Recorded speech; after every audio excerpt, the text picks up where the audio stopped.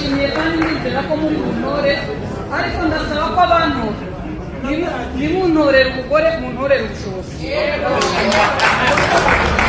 Mutesi Scovia yatorewe kuba umuyobozi w'itangazamakuru mu Rwanda ryigenga.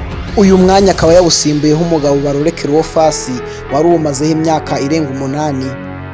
Ese uyu Mutesi Scovia agiye gukemura iki ku bijyanye n'abanyamakuru bigenga? Agiye kongera iki Barore Cleophas atari yarongeyemo? Ese uyu Mutesi Scovia ni muntu ki? Nibyo ngiye kubabwira hano ngaha. Mutesi Scovia akaba yatowe kuri iyi tariki ya 15 y'ukwezi kwa 11, agatorega umwanya wo kuba umunyamakuru uhagarariye abanyamakuru bigenga hano ngaha mu Rwanda. Uyu akaba ari umwanya yasimbuye Barore Cleophas.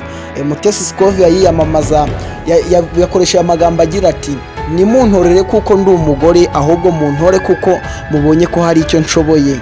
Abantu benshi baramukunda cyane ndetse bamukomera n'amashyi. Birangira uyu mwanya wegukanye. Akimara kwegukana uyu mwanya yashimiye abantu bose bamutoye ati ndabashimiye abanyamakuru beza bagenzi banjye mwantoye, ndabizeza kuzabakemurira ibibazo byinshi bigiye bitandukanye. Mutesi Scovia uyu mwanya bamuha akaba yawishimiye cyane, akaba ngo agiye gukemura ibibazo bigiye bitandukanye cyane mu itangazamakuru ryo mu Rwanda ryigenga. Akaba yavuze kandi ko azakorana n'abanyamakuru bagiye batandukanye cyane bari hafi ye. Akaba azakomeza gufatanya na Barore Cleophas wari umaze igihe kinini cyane, dore ko uyu Barore Cleophas ari uhagarariye RBA, akaba ari we uhagarariye iki gitangazamakuru cy'u Rwanda RBA. Uyu nguyu rwose Barore Cleophas akaba yayoboraga runo rwego akaba yayoboraga runo rwego abihujije no kuba yayoboraga RBA, ubwo no kuvuga ngo yari afite inshingano ebyiri. Uyu Mutesi Scovia dore ikintu wamumenyaho. Mutesi Scovia afite imyaka irenga 38 y'amavuko, akaba ibintu by'itangazamakuru abimazemo imyaka 5. Akaba ari umuntu wamenyekanye binyuze mu mbuga zigiye zitandukanye cyane nk'igitangazamakuru yashinze bita urwa Gasabo News. Akaba yaramamaye ku mbuga nkoranyambaga zigiye zitandukanye harimo YouTube, TikTok, Facebook, Twitter, Instagram ndetse n'izindi. Akaba ari abantu benshi bagiye bamumenyeraho. Akaba ari umugore uvugisha ukuri, akaba ari umugore utinyuka kandi witinyuka kandi ushoboye. Akaba nta kintu na kimwe ajya avuga aca inyuma, ibintu byose arabivuga, dore ko ari n'umuhanga mu gusesengura amakuru y'ibijyanye na politike. Uyu Mutesi Scovia afite experience mu bijyanye n'itangazamakuru, dore ko ari umunyamakuru ushoboye cyane, umunyamakuru uva hano ngaha mu Rwanda akagenda akambara agafata ibikoresho bye akajya gutara inkuru muri M23. Ibi ngibi ndakeka rwose byashobora bake hano ngaha mu Rwanda, n'ababitinyuka ni bake cyane, kuko muri M23 haba hameze nabi n'intambara, urebye nabi wanahasiga ubuzima. Mutesi Scovia abayobozi benshi bakaba bamwishimiye kandi bakaba bashimishijwe no kuba abonye uyu mwanya. Abanyamakuru benshi bavugaga ko nta wundi bari gutora atari Mutesi Scovia. Ubundi se kugira ngo uyu Mutesi Scovia yamamare kuri uru rwego, akundwe n'abantu batandukanye kuri uru rwego, yakoresheje irihe banga? Uyu Mutesi Scovia ibanga yakoresheje ni ibanga risa nkaho ritoroshye, ariko nanone rirakomeye ku bantu, rishoboye no kura ku muntu ubifitemo ubushake. Ni umuntu uvugisha ukuri, ni umunyakuri rwose, nta kintu na kimwe ajya avuga abeshya. Ni umuntu udatinya ubwoba, aravuga ikintu cyose, ntagira n'ikintu na kimwe yatinya kuvuga. Muri make niba ari gusesengura amakuru ya politike, nta kintu na kimwe ajya aca inyuma. Mutesi Scovia rero akaba yarakoresheje andi mabanga agiye atandukanye, kuvugisha ukuri, gukemura ibibazo by'abantu ndetse no gufasha abantu kugira ngo ibibazo byabo bikemuke. Akaba yabigeza ku bantu batandukanye bakuru mu nzego zo hejuru.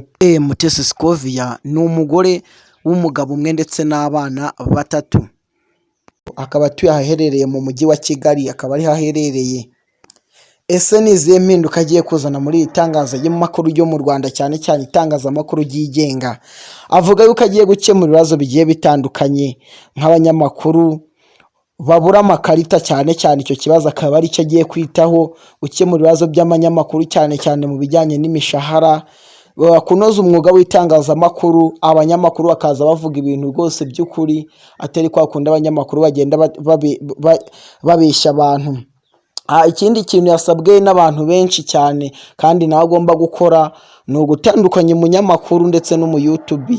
Hari uburyo abanyamakuru bo kuri YouTube akenshi bahita bata inshingano zabo zo gutangaza amakuru, ugasanga bagiye mu kubeshya abantu kugira ngo bakunde babone views, bityo binjiza amafaranga menshi.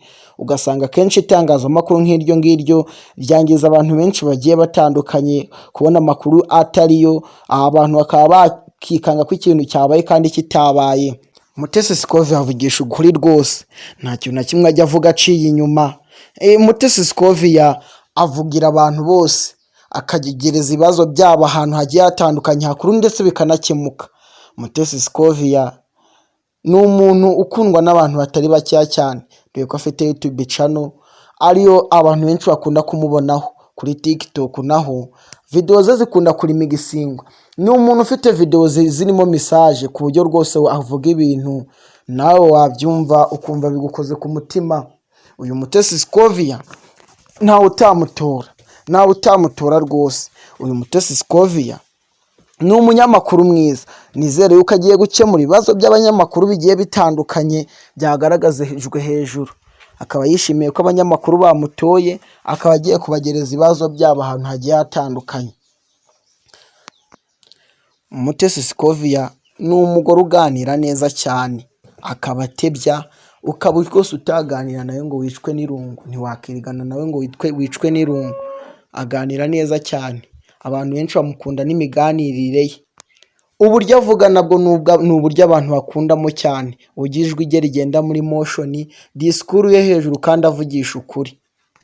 Gusesengura amakuru ya politike neza, nta n'akantu na kamwe aciye inyuma, kuvugisha ukuri, kwanga umugayo ndetse n'ibindi. Usibye n'ibyo ngibyo, ni umugore ugaragara neza kuri kamera, ni umugore rwose w'uburanga, ni umugore mwiza cyane. Uyu Mutesi Scovia mu byo yavuze akunda kwambara cyane imyenda y'umuhondo, akaba akunda itangazamakuru cyane kurusha n'ibindi bintu byose bibaho ku isi. Ikindi yavuze Mutesi Scovia azakora ni ugushinga umuyoboro mugari w'abanyamakuru bigenga hano mu Rwanda, ndetse no kuzamura abanyamakuru bigenga umwuga wabo bakawugira professional. Abanyamakuru bagize iyo bagera, bafite ibitangazamakuru bikomeye, bagashakira akazi abanyamakuru bacyari batoya cyane kugira ngo nabo bagere aho bagera.